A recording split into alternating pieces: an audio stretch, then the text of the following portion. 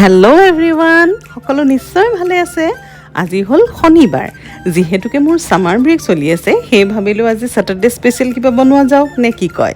সেয়ে আজি ঘৰতেই ৰেষ্টুৰেণ্টৰ ধুনীয়া চাদৰ চিকেনৰ সৈতে বাসন্তী পোলাও বনাইছোঁ।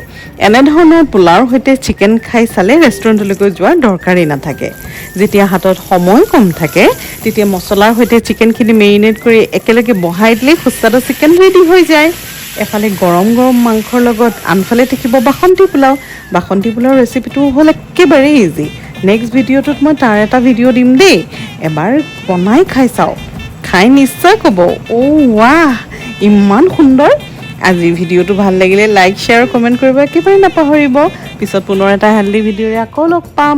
আজিলৈ ইমানেই, থেংক ইউ, বাই।